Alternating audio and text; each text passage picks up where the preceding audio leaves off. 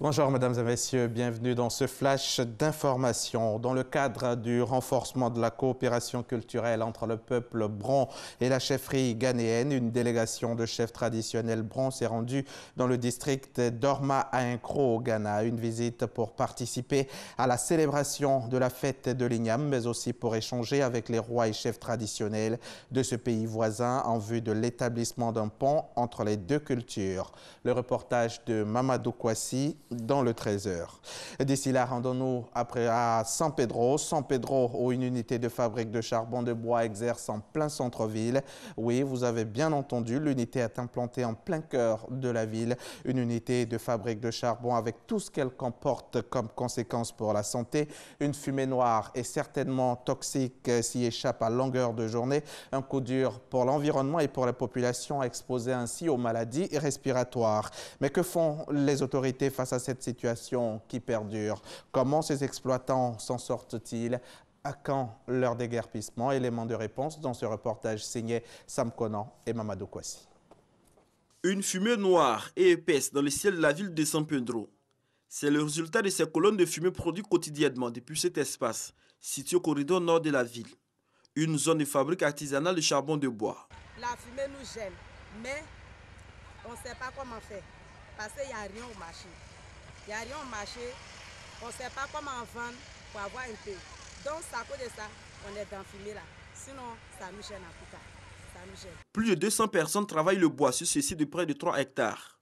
Il y a d'un côté les exploitants de charbon et de l'autre ceux qui travaillent le bois. Ici, aucune mesure de protection contre la fumée ni la poussière. Tout le monde est exposé. Chaque soir que Dieu fait, moi, il boit. Je bois matin et soir, sans problème.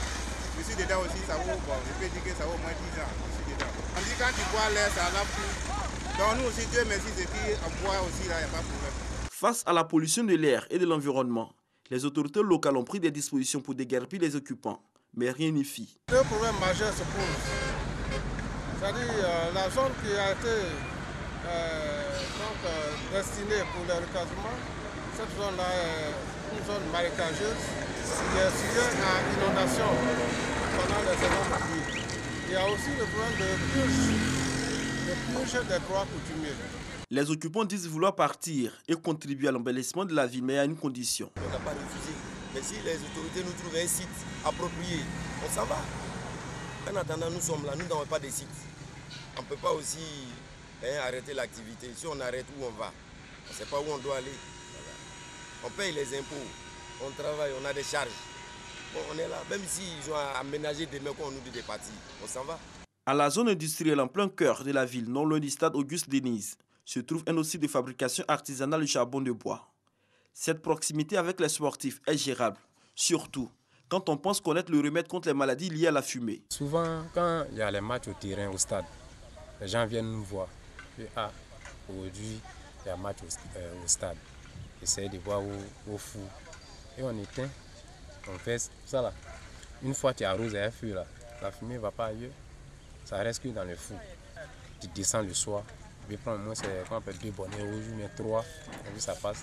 Toi-même, tu cherches ta santé d'abord. Pour les responsables de la santé à San Pedro, tous ceux qui sont en contact permanent avec la fumée sont exposés aux maladies respiratoires. La fumée a un effet néfaste sur les voies aériennes et respiratoires. Ces infections peuvent aller jusqu'à des effets définitifs. Il peut y avoir des infections comme les emphysèmes pulmonaires, des bronchites chroniques.